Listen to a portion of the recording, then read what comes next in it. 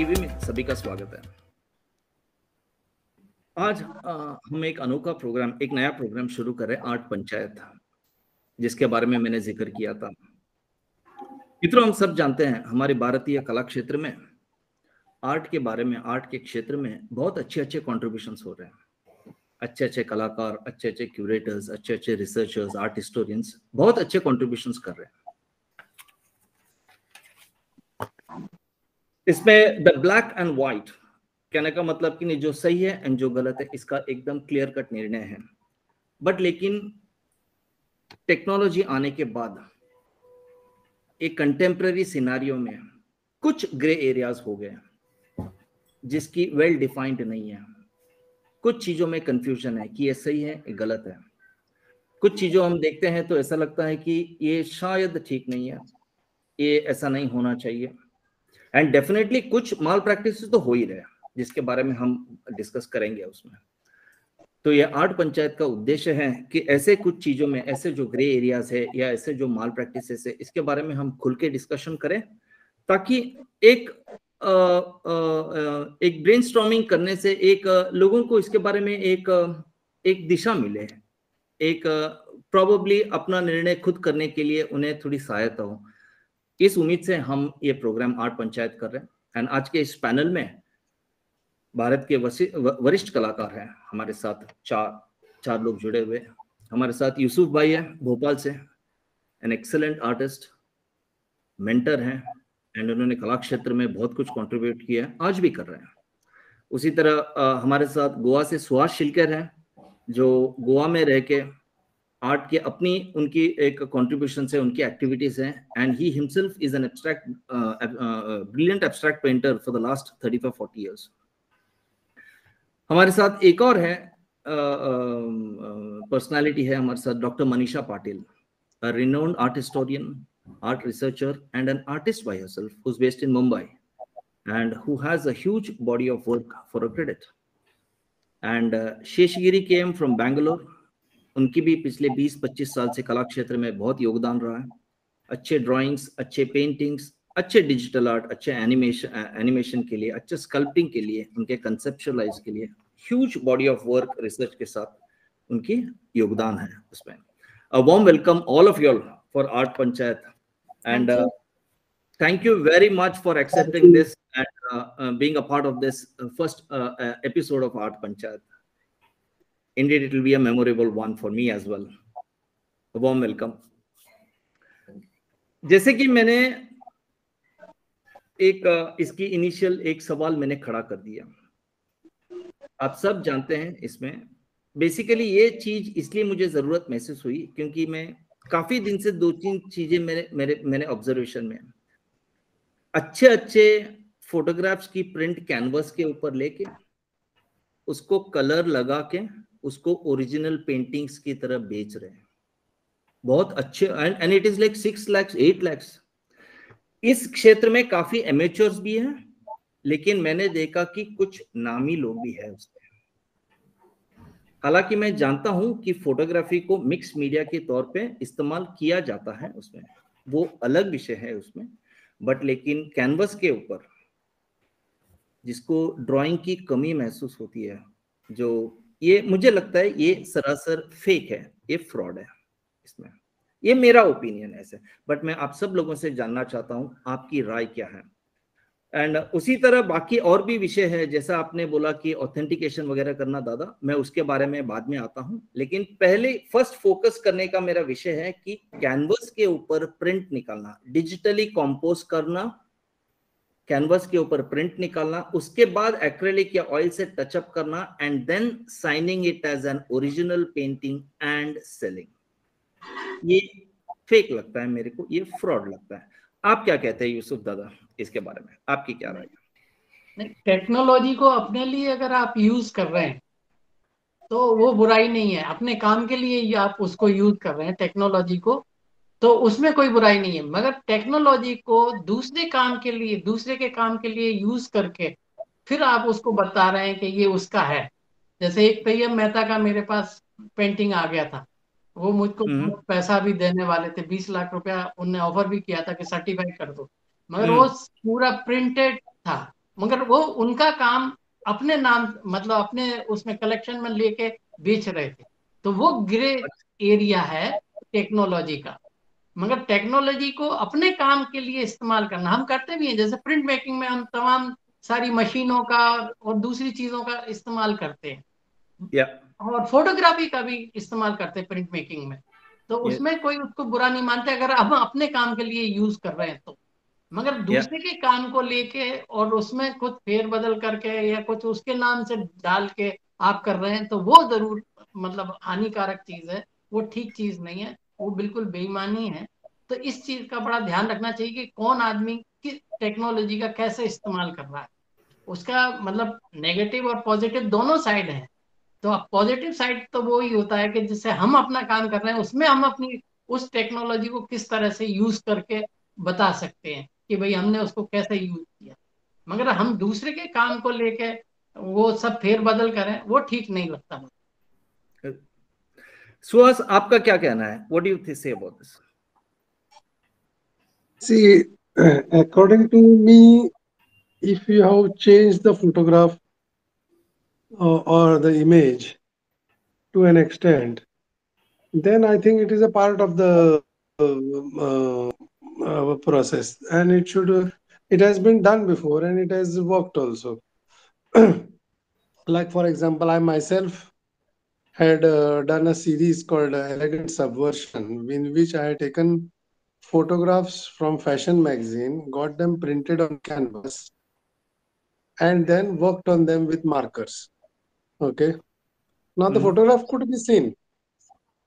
Photograph could be identified that it is from the fashion magazine. And then I had subverted that photograph. Okay. Like for example, another thing, Souza has done something like that. He has used the images partially from the photographs and chemical alteration करके उसने किया है change. So okay, something not exactly similar, but something like that. I had done a series like that. So I was informed. I didn't know exactly. So any names which were, if they are there, they have to be changed as per the laws. You cannot, the brand names which are there if in the photographs which I'm using, those brand names have to be obliterated or covered. That's what I had been told. So which I did. I had made approximately about 40 to 50% of the image I had distorted or I had changed it with colors, and I had done an exhibition. So I think Sheshagiri will be in a better position to, what is it called, to elaborate on this particular issue. What is the, how to fit with the law change, basically. But it was an entirely individual work. Yeah. And it was a work, it had nothing, photograph was mean for a background.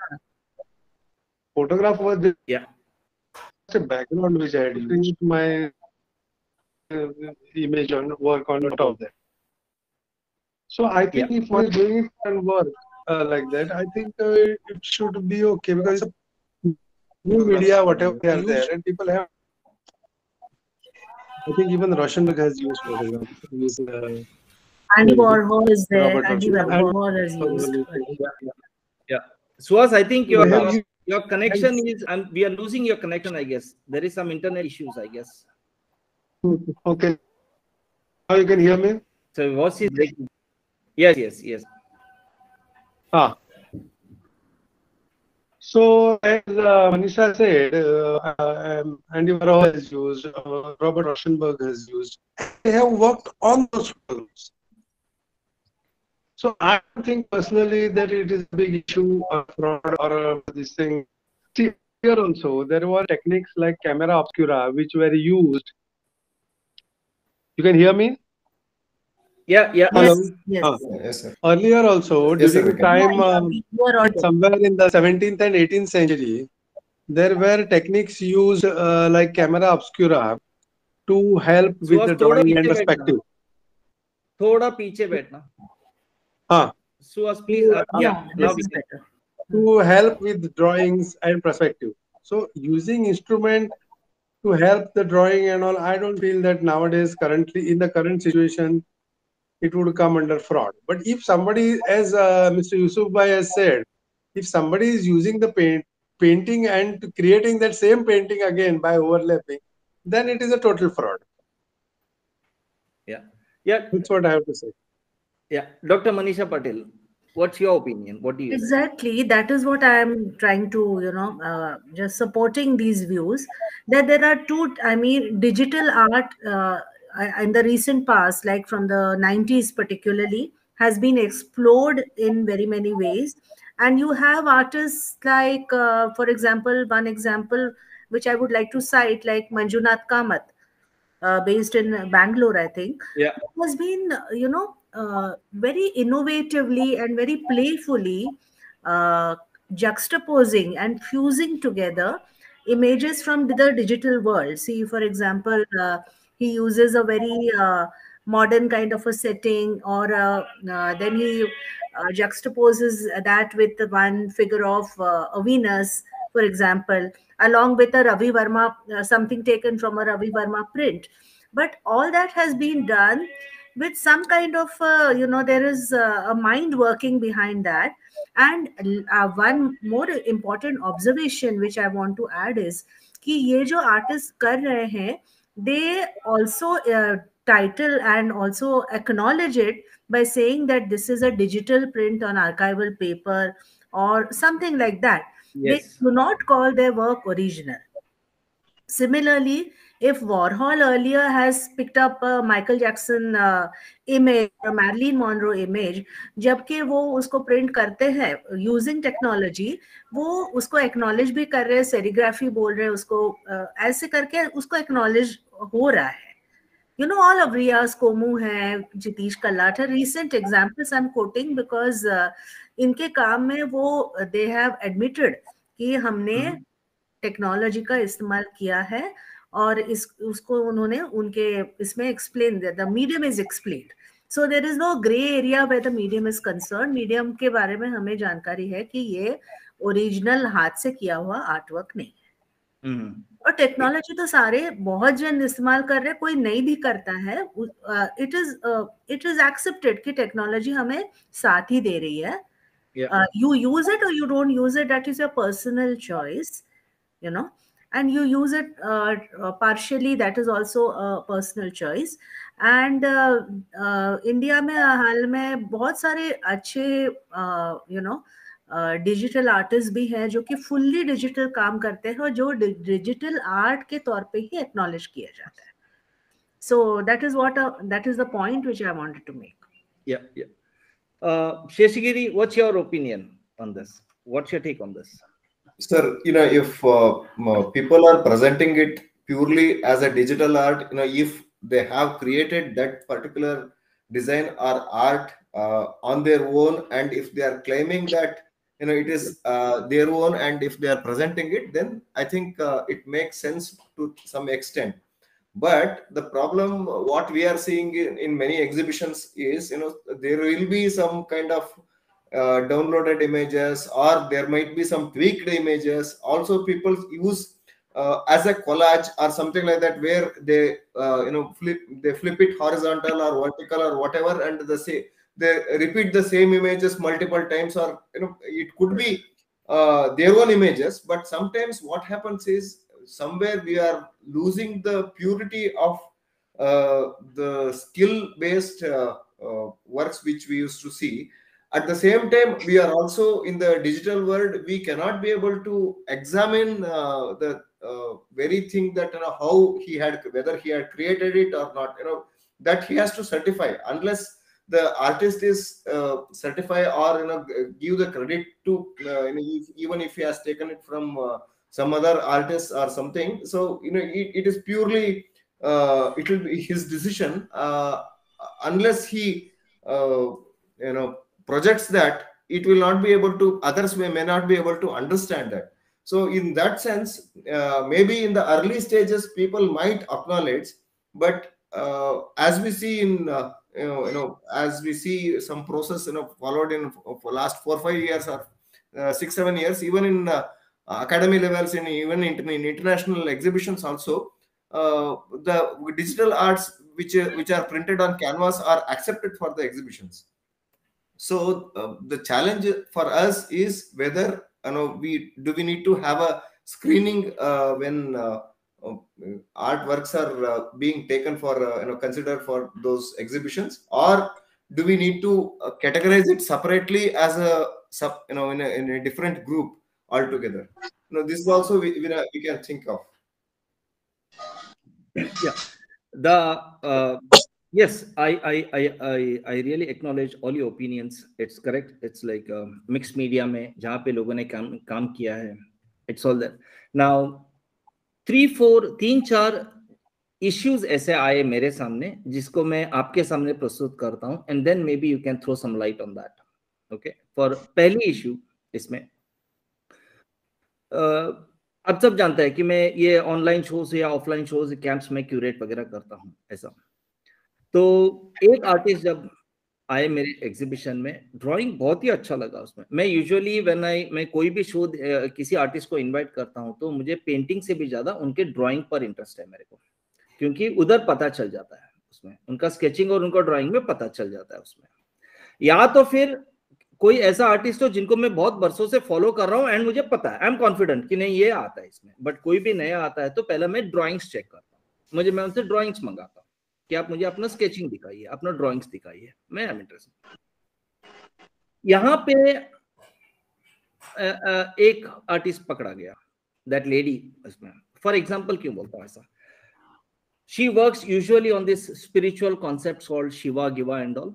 उसमें तो concept Shiva का है, but the model sitting is one European model. एक that's a female model. She wanted to present the female version of Shiva and all एक करने के लिए. हाँ, इसमें वो मॉडल जो बैठी है वो यूरोपियन मॉडल है. उसमें उसको उसके ऊपर उसने शिवा का ये इम्पोज कर रहे हैं, उसने वो फीमेल का इम्पोज किया उसको फोटोशॉप के ऊपर. एंड बैकग्राउंड सराउंडिंग पूरा हमारा होयसला का, कर्नाटका में जो होयसला चालू किया उसका स्कल्पचर्स का पूरा बैकग्राउंड करके ऐसा ये दिस फोटोशॉप कैनवस के ऊपर प्रिंट निकाला गया है एंड देन उसके ऊपर ऑयल पे काम किया गया, द बीड्स गिड्स and all. And it has been signed as an original painting and it has been sold for approximately I think 1.5 or 2 lakhs.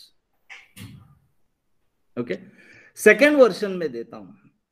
Second thing जो मैंने हालांकि अभी रिसेंटली मैंने देखा इसमें, फॉर एग्जाम्पल ये बनारस के साधु सीरीज का हो या न्यूड्स का हो, जिसमें उसको कैनवस के ऊपर प्रिंट निकाला गया है एंड उसको बहुत बारीकी से उसके ऊपर ऑयल या उसको एक्रेलिक के ऊपर काम किया गया and it's been sold for huge price. I don't इसमें. Now my question comes here. Now for example मैंने जैसे कि I have seen Suhas's painting जहां पे वे फैशन मॉडल का ही हैज यूज्ड इट, बट लेकिन his artwork, his forms, his whatever he has used, either that is his abstract forms, where whatever print or photograph that he used is a part of a collage and it is been mentioned there as a collage. Yeah, exactly. That is important. There, like Suhas did not claim that कि वो fashion model का image वो मैंने draw किया, ऐसे claim नहीं किया है. He said this is collage paper, this thing. So my objection is that क्योंकि इतने सालों से there are so many good artists जो realistic painting करते हैं, जो drawing करते हैं इसमें. And for example ये आदित्य चारी के काफी drawings, I find lot of these people उसको लेके अच्छे तरीके से उसके ऊपर जेरोक्स निकाल के then they start उसमें. I've seen that in 1 or 2 काम में देखा है मैंने. तीसरी एग्जांपल मैं देता हूं, जब मैं कामधेनु सीरीज के ऊपर मैं I was doing this thing, that time एक आर्टिस्ट ने एक काम भेजा था जिसको मैंने रिजेक्ट किया. Now that lady also is doing काफी ये सब एंड ऑल. उसमें यूसुफ भाई का काम था. यूसुफ भाई वो स्विंग मशीन के ऊपर वो एक आपने एक इंस्टॉलेशन स्कल्पचर किया था, याद है उसने वो स्विंग मशीन का एक चेहरा है, उसने स्विंग मशीन का रख के उसमें गाय का चेहरा रखा एंड पूरे 3-4 जगह पे गाय का पेंटिंग्स का उसने प्रिंट निकाला कैनवस के ऊपर. मैंने वहीं पे पकड़ा, मैंने बोला देखो ये धूमीमाल गैलरी में एग्जीबिशन हुआ चीज है, ये यूसुफ भाई का है. Sewing machine concept is not at all yours. And गाय का भी जब उसके ऊपर प्रिंट आता है, हाथ से, she argued that no, it was drawing, and later on when I said कि नहीं होता है, क्योंकि अगर आप digitally print, copy, print, paste करते हो, हाथ से निकालोगे तो गाय ऐसा ही सेम कर्व, सेम लाइनिंग नहीं आता है. एंड मैं जब पेंटिंग को देखता हूं तो मैं इमेज को नहीं देखता हूं, I follow the line theory, क्योंकि ओरिजिनल काम जिधर है वो लाइन में, वो एटीट्यूड उसकी घुमाव में उधर ही पकड़ा जाता है, उसमें ब्रश स्ट्रोक्स में ही पकड़ा जाएगा उसमें. So my question is now, इस तरह के जब फेक काम आते हैं, ये अच्छे कामों के बीच में घुस जाता है इसमें, तो दैट इज माय ऑब्जेक्शन. क्योंकि if at all you see our past, you see हमारे दिस थिंग, बड़े बड़े जो पूर्वज गए, हमने तो पत्थर के ऊपर निकाल के हमने मूर्तियां निकाली है. इतने we are so skilled people, knowledge की कमी नहीं है. ड्राइंग्स में बड़े बड़े दिग्गज है. परसों किसी ने पोर्ट्रेट पे निकाला, portrait, you know what, suppose मेरा पोर्ट्रेट निकालना है, मुझे ड्राइंग नहीं आता है, तो मेरा फोटोग्राफ निकालता हूं, उसको कैनवस के ऊपर प्रिंट निकालता हूं, एंड देयर आफ्टर मैं उसको पेंट वेंट करके then I sign it like okay portrait artist Basant Rao. ऐसे कैसे हो सकता है? How is that? So my objection is in this type of art. अच्छे अच्छे गणेशा के कैलेंडर के पेंटिंग्स होते हैं, अच्छे अच्छे जो इसमें जो इलस्ट्रेशंस किए गए हैं, it may be about Shiva, it may be about Rama, it may be about Krishna. When they are not drawing it, they are taking that image, pulling it out on a canvas, then painting and then signing it. I find this is objectionable. तो आपको क्या लगता है इसके बारे में? Please throw some light on these. मैं बोलूं इसमें ऑडियंस अवेयरनेस का भी बहुत बड़ा रोल है, क्योंकि हमारे जो ऑडियंस है या बायर्स हैं, उनको भी थोड़ा लिटरेट होना चाहिए, उनको भी जानकारी रखनी चाहिए कि रियल और फेक, यानी ये जो थोड़ी जो आर्ट की प्रोसेस होती है वो उनको समझनी भी चाहिए, ताकि ये जो मैल प्रैक्टिस हो रही है, मैं उसको मैल प्रैक्टिस ही कहूंगी, कि ओरिजिनल पोज करके एक बनारस का साधु या जो भी है वो ओरिजिनल पोज करके बेचा जाए. इसमें वो जो बायर है वो भी थोड़ा अनपढ़, यानी आर्ट अवेयरनेस नहीं है उसको, मेरे ख्याल से ये भी एक एंगल एग्जामिन करना चाहिए कि आज का जो ऑडियंस है, अगर खरीदे या ना खरीदे ये तो बात की है, लेकिन एक अवेयरनेस होना चाहिए कि सही आर्ट क्या है, जेन्युइन क्या है और फेक क्या है. थोड़ा सा आर्टिस्ट यानी जो बायर ऑडियंस है उनको भी जानकारी रखना जरूरी है मेरे ख्याल से. मुझे लगता है कि अगर कोई बायर है, अगर कोई किसी का काम खरीदना चाहता है, उसमें अगर जाने माने जिसका पहले से खरीद रहे तो ठीक है, पता है हमको किसका काम कैसे है. जब रिपीट बाय होता है तो यू नो, सपोज मैं आज if I am buying Yusuf भाई का पेंटिंग में खरीद रहा हूँ एंड दूसरा भी खरीद तीसरा, तो पता चल जाएगा because I know repeat bye.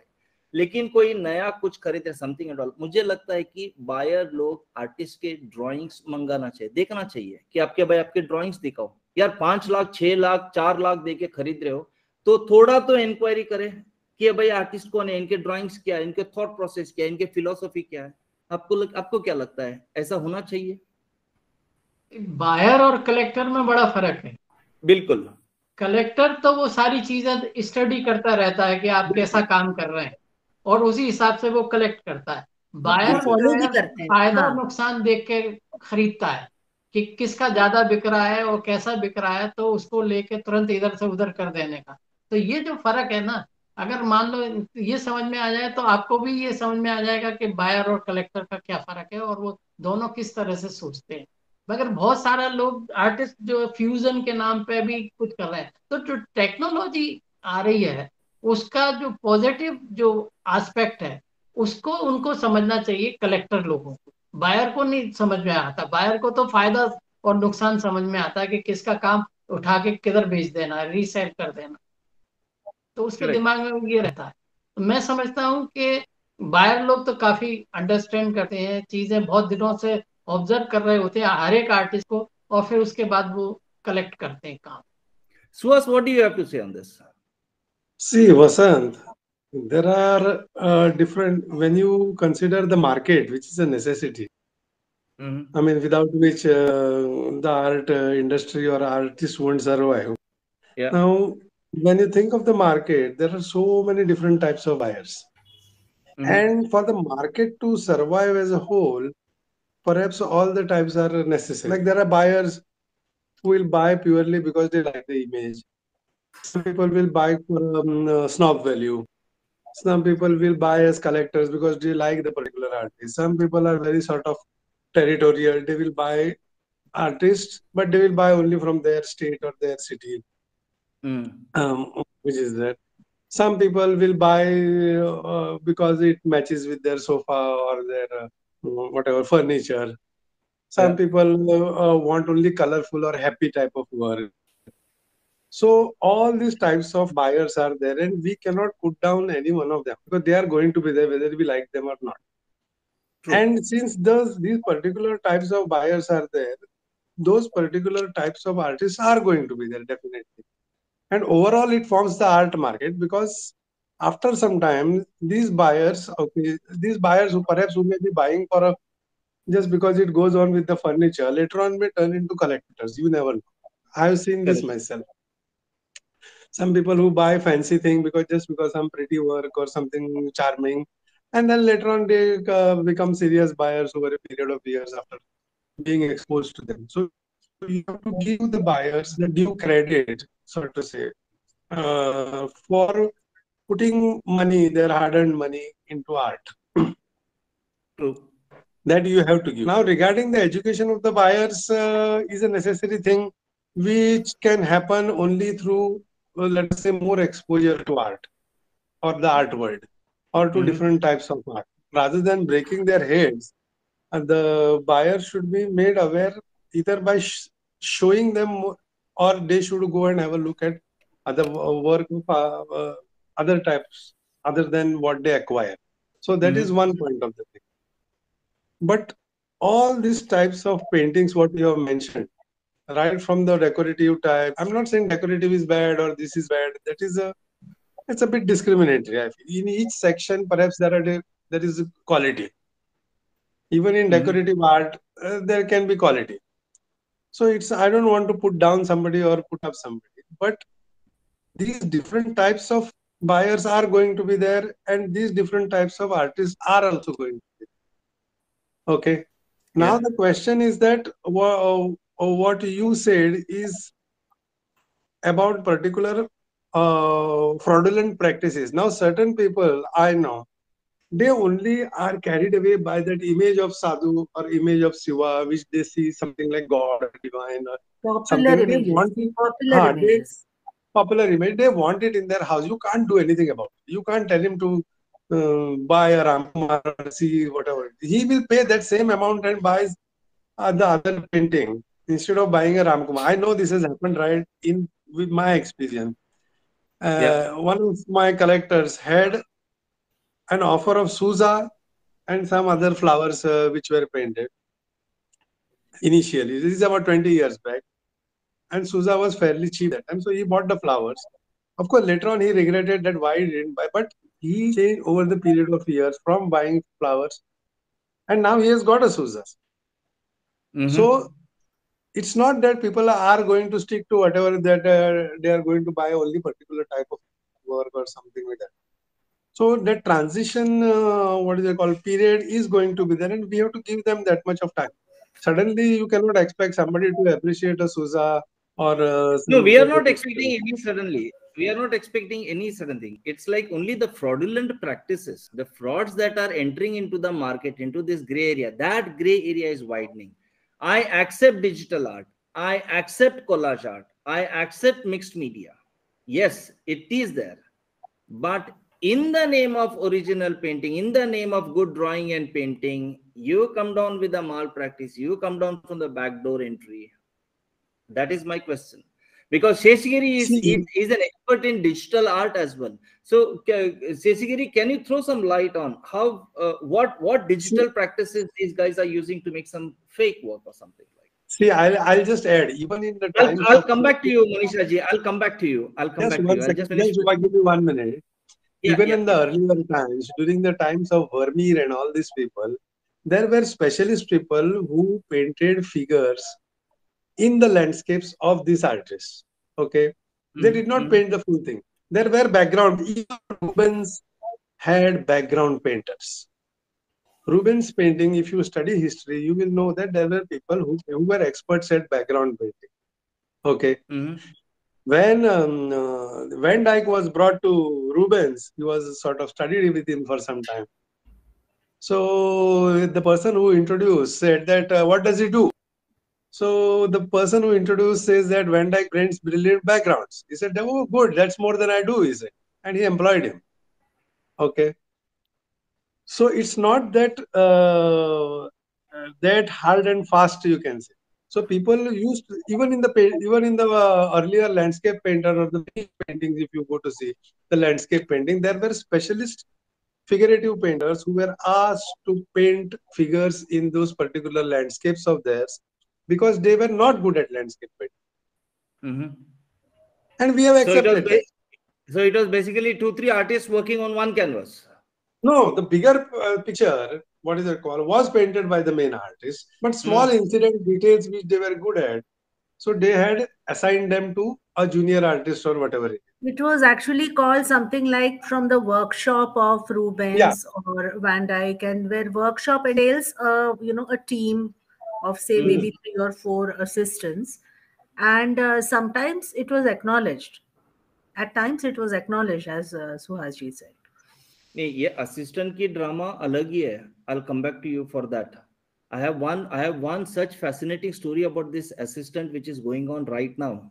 है, but I'll come back. I wanted Sheshgiri's opinion on what fraudulent practices of this digital thing can come into art. Can you throw some light on that? Sir, digital is a very vast area where the possibilities are unlimited. Whereas if we are talking about different media, so at least for example, if it is acrylic, water, or any other medium, we have some limitations within that. But whereas in digital, you can bring in anything and everything into it, and maybe it can be your own editing, or it can be collage of multiple things. But so one thing is, for example, we discussed bringing some multiple images or extracts from different digitals, and then on top of it, if we are creating something new as a collage, that is acceptable. It is right. Even I agree for that. But when we are taking those images might be a photograph, or could be something else also. Whatever we get to see in different digital images. But at the same time, if I am taking an image of, for example, Suhas or Yusuf's image, and then if I am collaging, if I am doing a collage, then it's not a right practice. Already there is a work of art involved in it. And if I am creating one more collage again from that, and if I am claiming that it is also piece of artwork, then there is a problem in it. Though I am calling 2 different works as collage, one with some photographs and one with some print of work of some other artist, then I have a problem. So to judge between these two, we need to have a defined or a clear definition between them, so that tomorrow we should not get into a situation where anyone can claim on any artwork saying that it's a creative work of mine. True. So इसमें digital और program computer जो programme रहता है, computer में जो programme होता है, वो जो सॉफ्टवेयर होता है, उसको यूज करना और डिजिटल भी अलग से यूज करना, दोनों में बड़ा फर्क है. तो बहुत सारे लोग जो प्रोग्राम कंप्यूटर को यूज करके, वो इसके सॉफ्टवेयर को यूज करके जो काम करते हैं, वो बहुत अलग चीज है. और डिजिटली जो बनाते हैं वो बहुत अलग चीज है. मगर वो लोग उस कंप्यूटर प्रोग्राम को जो यूज करके बनाते हैं उसको भी डिजिटल बोलते हैं, जबकि उनका नहीं होता. वो उसका कंप्यूटर का खुद का इटसेल्फ प्रोग्राम है, सॉफ्टवेयर है, तो है ना. तो उसका मिसयूज ज्यादा होता है. डिजिटली उसका मिसयूज नहीं होता, जो ऑलरेडी प्रोग्राम्ड है कंप्यूटर में, तो उसका लोग मिसयूज करके वो उसमें मेल प्रैक्टिस करते हैं। ये स्टूडियो असिस्टेंट रखने की जो बात कही ना, उसमें मैं जब 2 साल पहले, I mean when I last time when I visited India, जहाँ पे there is one rich lady. अब you know there is lot of, मैं आर्टिस्ट को मैं 3 कैटेगरी में डिवाइड करता हूँ। एक प्रोफेशनल आर्टिस्ट होते हैं, एक एमेच्योर आर्टिस्ट होते हैं, एंड तीसरा वन फेसबुक आर्टिस्ट होते हैं। ये फेसबुक आर्टिस्ट की बहुत बड़े जमावड़ा है इसमें, रहने दो उनको। लेकिन there is a lady who is selling, उनकी काम बहुत बिकती है, okay, and I was surprised इसमें, क्योंकि मैंने 6 महीने पहले, 8 महीने पहले उनके फेसबुक पे उन्होंने जो ड्राइंग्स डाली थी, आर्ट डाली थी, मैंने देखी है, एंड सडनली 6-8 महीने में आप कैनवस का उनका देखेंगे, एंड जहाँ पे नेटवर्क इश्यू नहीं, I think only video is missing Manisha ji. Yes, I can get now. No. Yeah. तो basically what that lady, then I discovered वो क्या करते हैं, उनको तो कुछ आता नहीं है। वो basically college passed out students जो होते हैं, आर्ट कॉलेज पास्ड आउट जिसकी ड्राइंग अच्छी है, उनको they are this thing is, उनको बुलाया जाता है, नॉट जॉब की तरह, नहीं, उनको बोलता है कि आप थोड़ा हमें आर्ट सिखाइए, just like a drawing teacher, but basic. And then उनको समझाया जाता है कि एक पेपर पे सेइंग दैट कि नहीं, मेरे को इधर ब्लू चाहिए, इधर राइट चाहिए, इधर एक गाय चाहिए, इधर एक पेड़ चाहिए मेरे को, उसको that guy he will draw, he does all the drawing and all, उसका बैकग्राउंड पेंट कर दिया, इसने लास्ट में आके टचअप वगैरह करके साइन कर दिया, and it is been sold as her painting, and इसको स्टूडियो असिस्टेंट बोलते हैं। अभी स्टूडियो असिस्टेंट बड़े बड़े कलाकारों के पास मैंने देखा है, उसमें वो इसलिए करते हैं क्योंकि काम इतना रहता है कि वो अकेला नहीं कर पाते, नॉट दिस थिंग कि वो नहीं कर सकते। No, for example, today, like, you know, we have so much big artists. अभी for example, वासुदेव कामत जी अगर किसी को असिस्टेंट रख के बोलेंगे कि नहीं, इसको यहाँ पे इसका ये ड्राइंग डाल, इसको पर्सपेक्टिव दे, इसकी डेप्थ दे, इधर लाइन दे, इसमें that is because he can, वो खुद कर सकते हैं अगर वो असिस्टेंट नहीं है तो। उनके काम की कारीगरी में कोई डाउट नहीं है हमें उसमें। लेकिन जब जिसको ड्राइंग नहीं आता है, वो मार्केट ओरिएंटेड होके बोले कि नहीं ऐसा करो एंड लास्ट को आके थोड़ा कलर लगे, don't you think this is a fraud practice? ज्यादातर जिन कमीशन वर्क मिलता है वो असिस्टेंट रखते हैं। बड़े कोई प्रोजेक्ट मिला हुआ है तो उनके पास वो असिस्टेंट रखना तो कोई बुरी बात नहीं समझता मैं। अगर कोई अपने वैसे ही रोजमर्रा के काम में उसको यूज कर रहा है तो वो जरूर गड़बड़ है। Would you like to throw some light here? See, my personal opinion is that it doesn't matter anyway. See, ultimately, what is it called? It is the whole concept is his, and if he is using him to fill the colors and all that. But it becomes a stealing of ideas, then it is a problematic area. Correct. If he is stealing idea from his assistants and claiming that it is his own, then it is a problematic area. But if that is what I'm highlighting. That is what, एक गाय draw करने को आता नहीं है, वो assistant से draw करवाएगी and then बोलेगी कि मैंने ड्रॉ किया पेंट करने के बाद। हाँ, then it is in the problematic area. Correct, right? My question is there. My gray area highlight is there. But there is no way of what is it called trying to establish like unless you ask that person. नहीं होता खैर, anyways इसकी solution क्या हो सकती है? अभी problem तो है इसमें आपको क्या लगता है solutions? What are the solutions for this? हम अवेयरनेस इसके बारे में कैसे क्रिएट कर सकते हैं? Unless one knows, we cannot accuse somebody that he is using assistant. Even if one knows to what extent the person is using assistants, it is difficult to ascertain. Correct. It's a difficult area. Yeah. दादा इसी तरह आपको के क्या लगता programme है? Awareness create करते हैं। जैसे आपने ये प्रोग्राम स्टार्ट किया तो ये अवेयरनेस भी क्रिएट करेंगे कि बहुत सारे एस्पेक्ट जो लोगों को नहीं मालूम है वो इससे पता लगेंगे हमारे डिस्कशन से। हाँ और दूसरा कहीं सेमिनार होते हैं, लेक्चर होते हैं, उसमें भी कभी कभी अगर कोई ऐसा इशू वो के लिए कैसे अवेयरनेस रखें और कैसे हम पता लगाएं कि ये फेक मामला है। this is अच्छा, a gray area. या no my question would This be is what is galleries role? इसमें गैलरी लोगों की क्या रोल हो सकती है, उनकी भूमिका क्या हो सकती है? गैलरी वाले कोई भूमिका नहीं करेंगे, वो सिर्फ प्रॉफिट देखते हैं। प्रॉफिट किसमें बराबर। मिलेगा? उनका सारा प्रिंसिपल ही वही है, प्रॉफिट बेस है। वो आपका फेक हो रहा है, मेल प्रैक्टिस हो रही है, वो उसका कोई नहीं। कितनी जल्दी वो सेल कर सकते हैं और कितना मुनाफा वो कमा सकते हैं, इसके हाँ, जब अलावा तक उनके चलता है पास तब और कोई चलाएंगे। दूसरा you are not, Manisha ji, you are not audible, you are not Audible.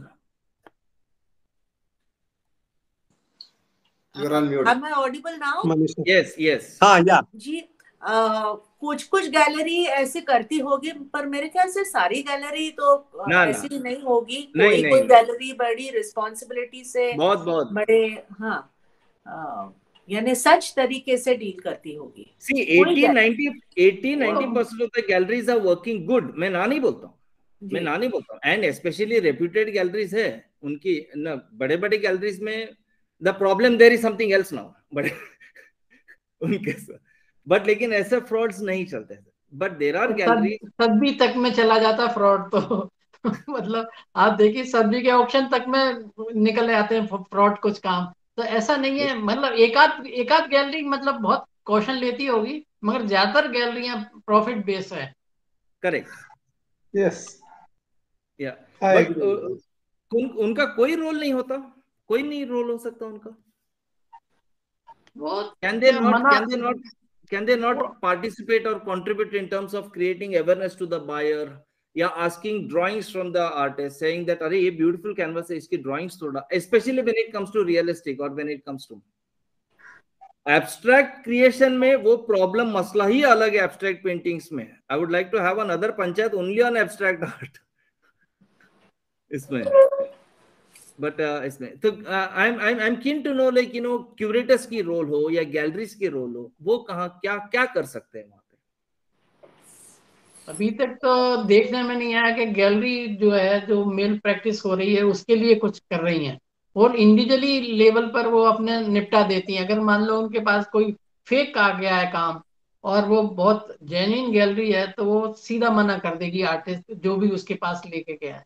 मगर ऐसे Yeah. पब्लिकली वो कोई मेंशन नहीं करते कि कौन आया था, क्या हुआ था, किसका काम फेक था, और उसके मतलब फोटोग्राफ भी मतलब नहीं अवेलेबल होते।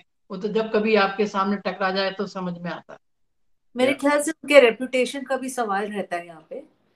तो उनके रेपुटेशन का, उनके क्रेडिबिलिटी का सवाल रहता है। तो ऐसे मामले में उन लोग ज्यादा उलझते नहीं है, चुप हो जाते हैं। हाँ।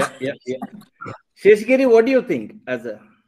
Sir, I think we artists should talk about it more, using social media and other platforms.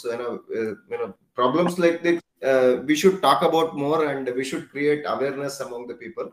At the same time, even I have a question: how do Central Health Kala Academies or State Health Kala Academies have, when they have problems like this, how do they handle this kind of situation? Because even for their annual exhibitions, they might get works like this. So they also should have some mechanism to handle such situations.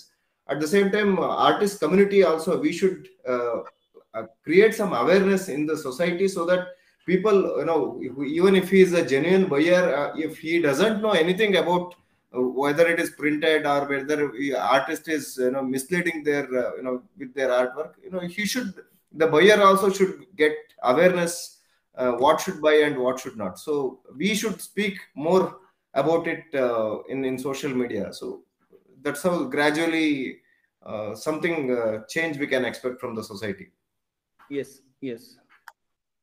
हाँ दादा, आप state academy और national academy सारे bureaucrat भरे हुए हैं उसमें, clerk type लोग हैं, वो जानते ही नहीं है, आर्टिस्ट है ही नहीं उन एकेडमीज में। तो उनसे उम्मीद करना ये तो बड़ी बेवकूफी होगी कि वो कुछ ऐसा करेंगे। वो तो आर्टिस्ट ही करे, या जो जेन्युइन लोग हैं, जैसे आप ये अरेंज किया आपने डिस्कशन, ऐसे कुछ और लोग ऐसी बातचीत करें, रेज करें, पॉइंट रेज करें, तो कुछ हो सकता है, वरना वैसे और किसी से उम्मीद करना मुश्किल ही है। यूसुफ जी के बाद में मैं और एक ऐड करना चाहती हूँ कि एक जमाना ऐसे था कि सेंट्रल ललित कला अकादमी में जो जूरी हुआ करती थी वो बड़ी सीनियर आर्टिस्ट की या जानकार लोगों की होती थी, जो कि एक अच्छा काम और बुरा काम में फर्क कर सकते थे। और एक वो लेवल की जूरी भी होती थी जो कि आज जाके वैसी जूरी भी नहीं देखने को मिलती है। काफी ब्यूरोक्रेट्स वहां पे उनका ही कुछ सारा चल रहा है। तो इट इज वेरी सैड कि सेंटर में ऐसा चल रहा है, स्टेट में भी कुछ खास नहीं है। और जैसे जोनल सेंटर्स बनाए बहुत गए लॉबिंग हैं, है, zone cultural very close to centre, lobbies चलते हैं। हाँ, तो यहाँ पे कोई अलग टाइप का काम दिखने को आ रहा है, तो वो तो रिफ्लेक्ट होगा ही ना, कंटेम्पररी और मॉडर्न आर्ट में रिफ्लेक्ट होगा ही वो। तो कुछ अच्छी भी चीजें उसमें होती है, लेकिन 80% बराबर नहीं रहती। हाँ, यू आर राइट। इसमें एक और दिक्कत है, सपोज आर्टिस्ट लोग भी अगर सोशल मीडिया में, I mean what Seshagiri was referring, saying that artist we should open up this in social media और talk about this and all, लेकिन ये करने से भी डरते हैं artist, I tell you honestly, क्योंकि फिर लगता है कि कहीं मेरा पत्ता ना कट जाए। क्योंकि आर्टिस्ट सर्कल में you know what are the issues happening, क्योंकि कोई सामने आके इतना बात करना इसमें, या सपोज इसके साथ रखना भी, वो बहुत बार सोचता है इस पे। आई थिंक वो आर्टिस्ट लोगों में भी हमारे वो एक सिक्योर फील नहीं करते आर्टिस्ट टू एक्सपोज कि फलाने का नाम फला विद नाम लेके एक काम देखिए ये गलत है, ऐसा। हाँ, उसमें ऐसा लगता है कि सीधा सीधा दुश्मनी हो जाएगी, इसलिए लोग उस तरह से नहीं बात करते। या may be let's see, but धीरे धीरे अवेयरनेस शायद बढ़ेगी इसमें। एंड बेसिकली इसमें हाईलाइट इस डिस्कशन में हमने सिर्फ एक दो तीन चीज पर ही हमने डिस्कस किया है, बट ऐसे सारे बहुत सारे चीज ऐसे हो सकते हैं ऐसा जो इतने ग्रे एरियाज में है, जो हमको फिक्स करना ही मुश्किल होता है उसमें। मुझे लगता है कि जहां तक हम लोग अवेयरनेस क्रिएट कर सके आर्टिस्ट में, आर्ट लवर्स में, बायर्स में, कलेक्टर्स में, या कलेक्टर्स टू बी ऑनेस्ट, मैंने जो भी कलेक्टर्स देखे they are smarter than the artist. मैंने जो कलेक्टर्स जिनके साथ बात किए, जिनके साथ in fact I have met one of the collector, जहाँ पे उन्होंने जिस तरीके से कॉम्पोजिशंस और लाइन थियरी की, वो बड़े बड़े दिग्गज आर्टिस्ट के लाइन थियरी के बारे में बात कर रहे थे। वो आई वाज सो सरप्राइज्ड कि वो ये आर्ट कलेक्टर्स जो होते हैं, जो पैशनेटली कलेक्ट करते हैं, उनका सिस्टम ही अलग है उसमें। They are very aware, you can't fool them उसमें। ये जो होता है, these are all like buyers होते हैं, जो अपने इंटीरियर्स के लिए होता है, जो यू नो ये। एंड सपोज आप आर्ट वर्क भी अगर कैटेगराइज करें, रियल वेरी आर्टिस्टिक पेंटिंग्स अलग होते हैं, दीज आर डेकोरेटिव पेंटिंग्स, जैसा जो मतलब दीवार पे रंग, मतलब maybe to just like how Suhas was showing, this goes with my interior, this goes with my sofa, this goes, you know, restaurants है, मॉल्स है, जो यू नो फटाफट माल निकल रहा है उसमें। So it is like more sort of those things वहां पे, बट कहीं तो वहां पे घुस गया है वो, and that market is a huge market, and that is where things मार खा रहा है उसमें। मुझे लगता है कि इसमें दुख इस बात का होता है, अच्छे कलाकार इतना मेहनत करके अपना विजुअल लैंग्वेज बना के काम करके आते हैं, उनके काम 30-40 हजार में बिकता है, एंड ऐसा फ्रॉड काम जब 2 लाख में बिकता है, तो ये कंपैरिजन जब मैं देखता हूं तो आई फील क्या यार। एंड दूसरा माय कंसर्न इज, ये अगर ऐसा ही बढ़ता जाए तो ये grey areas will keep widening. So my question is, what would be the future? जैसे जैसे टेक्नोलॉजी बढ़ता जाएगा, ऐसा क्या ये हाथ की कारीगिरी, इसको इस तरीके से मैनिपुलेट किया जाएगा, इस तरीके से निकल, ऑफ कोर्स हिस्ट्री रिपीट, वो कहते हैं ना कि एवरी संस्कार, every culture which is genuine, वो अपने आप को बचा लेती है। ये हिस्टोरिसिटी है ऐसा इसमें। बट फिर भी ये 2-3 सवाल मेरे मन में हमेशा रहता है कि ओरिजिनल आर्ट अगर क्या will it be brushed under the carpet, या ग्रे एरियाज वाइड होते गए तो क्या होगा, कैसा होगा इसका, ये मेरा ये कहना है। इसमें एक मुझे लगता है, एक अगर आर्टिस्ट अपने काम को प्रॉपर डॉक्यूमेंटेशन कर रहा है तो ये जो मिल प्रैक्टिस है वो मतलब सक्सेसफुल नहीं हो पाए, क्योंकि जब जो अगर डॉक्यूमेंटेशन करते चले जा रहे हैं जो भी आर्टिस्ट, तो वो कहीं पे भी वेरीफाई कोई भी करेगा तो वो इजीली समझ जाएगा कि ये जो फेक मामला है। तो आर्टिस्ट अगर मान लो बहुत रिस्पॉन्सिबिलिटी के साथ अपने हर काम को डॉक्यूमेंट करे और स्टोर करे, या गूगल में डाल दे, या कहीं किधर भी डाल दे, सोशल मीडिया पर डाल दे, तो फिर ये जो खतरे हैं कम हो जाए। What's your opinion Manisha ji? What's your last word on this? आप कैसे?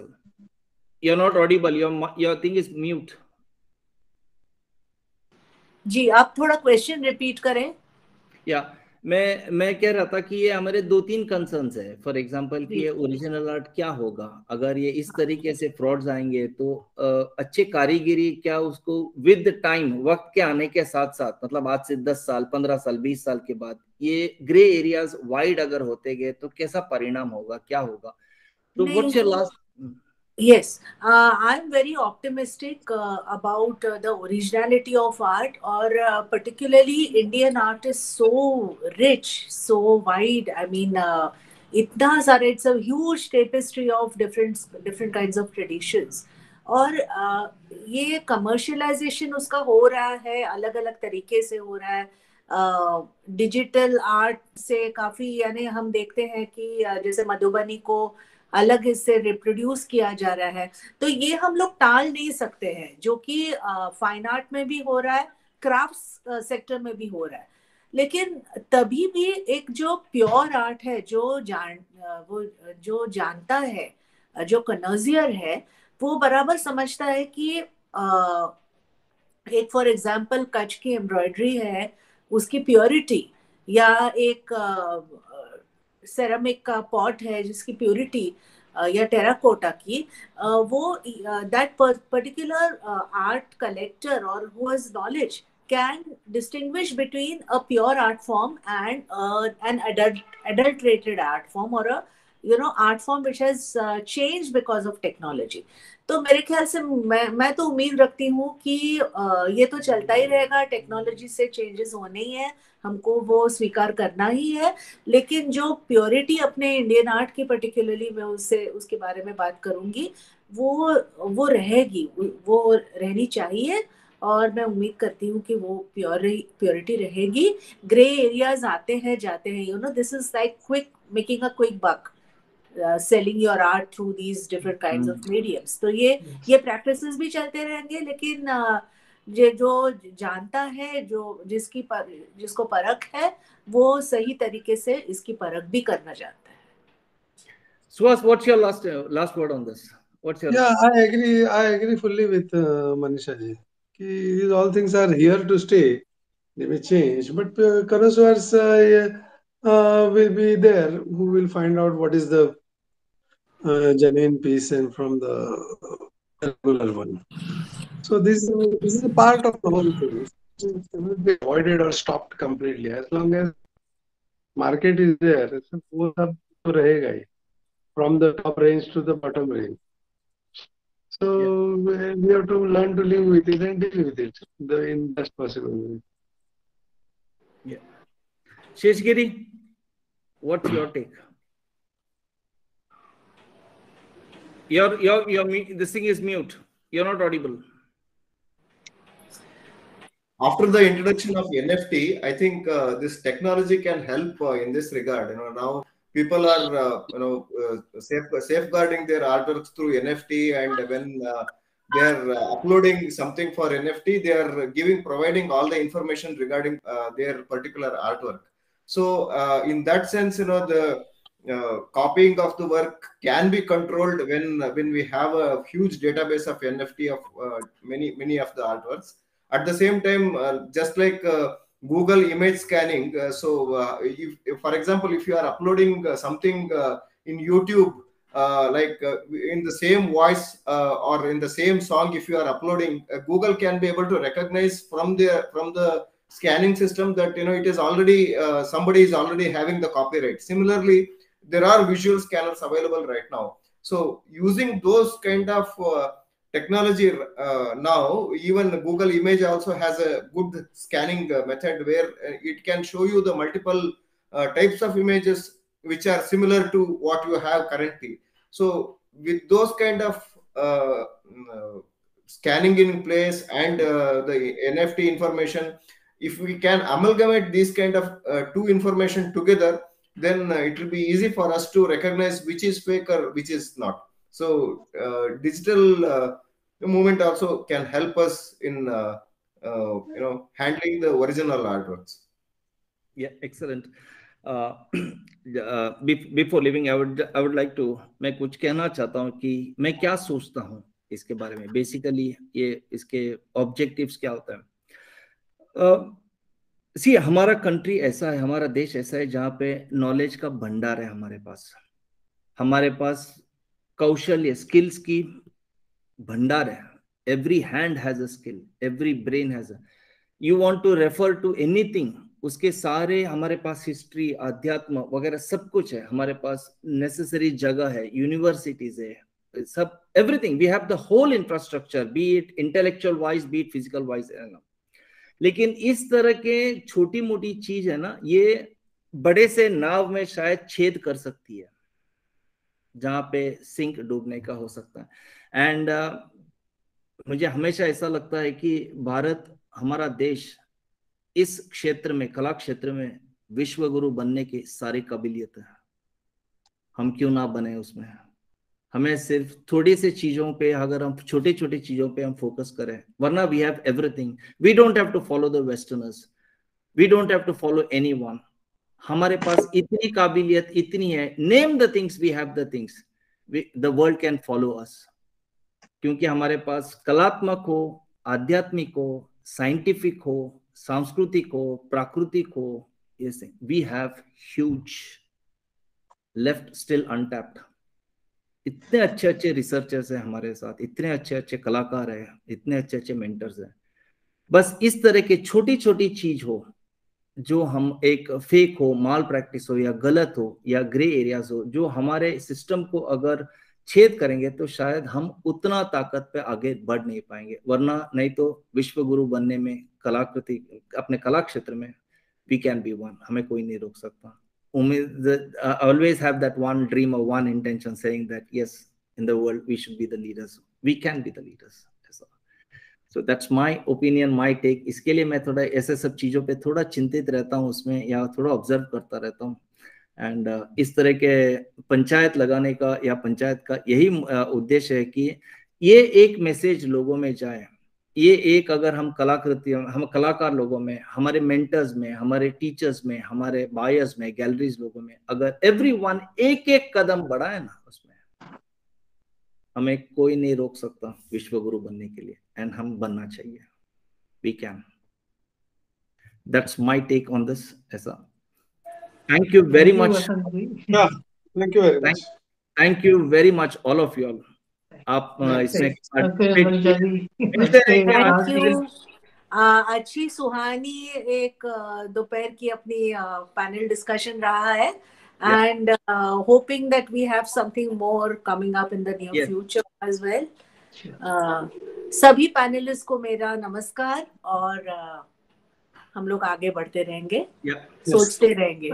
Thank you Suhas, thank you Yusuf bhai, thank you Sheshgiri. I believe that you like this discussion, and do like, share, comment and subscribe our TV, and let us know what you think about this. Thank you very much.